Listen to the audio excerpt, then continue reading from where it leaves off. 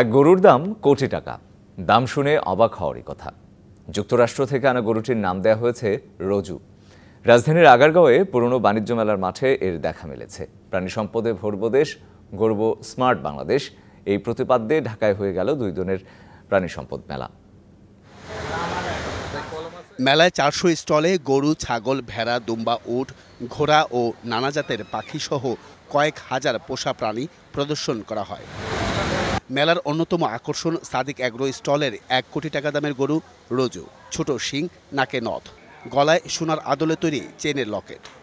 তো শখের দাম লাখ টাকা শুনছি, কোটি টাকা শুনি নাই। এই প্রথম শুনতেছেন, শুনে অনেকে অবাক হচ্ছেন।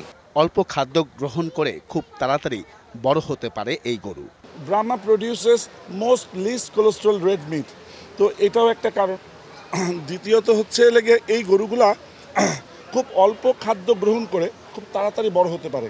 রয়েছে মাঠ জুড়ে ব্রাহ্মা, জার্সি, শাহিওয়াল, ফ্রিজিয়ান, মীর কাদিম সহ নানা জাতের গরু।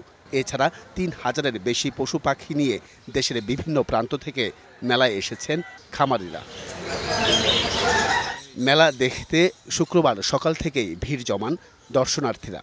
কোরবানির একটা প্রস্তুতি আছে, আমাদের প্রস্তুতি আছে, তো মোটামুটি দেখলাম যে খারাপ না, ভালোই। প্রাণী সম্পদ মন্ত্রণালয় কি করছে খবর দেখতে গিয়ে একটু দেখলাম, এটা স্পেশালভাবে হাইলাইট করা উচিত। ডগকে দেখে আমার খুব কিনতে মনে ইচ্ছা করেছিল, এত কিউট। এই উদ্যোগের মাধ্যমে আমাদের বাচ্চাগুলোকে ফোকাস আউট করা, এটা গ্রেট ইনিশিয়েটিভ। এই মেলার মাধ্যমে নতুন নতুন উদ্যোক্তা তৈরি হবে বলে মনে করেন খামারিরা। বেকার যুবকেরা এসব পালন করে তারা লাভবান হইতে পারে, এটা সরকারের একটা মেসেজ। যারা আছে উদ্যোক্তারা, যারা নতুন কিছু করতে চাচ্ছে, তারা আমার এখানে এসে দেখছে মুরগিগুলো এবং তারা কিছু বাচ্চাও সংগ্রহ করে নিয়ে যাচ্ছে। দর্শনার্থী আকর্ষণে রয়েছে পোষা প্রাণীর প্যাভিলিয়ন, রয়েছে বিদেশি নানা প্রজাতির মুরগি। Ariful Islam, DBC news, Dhaka.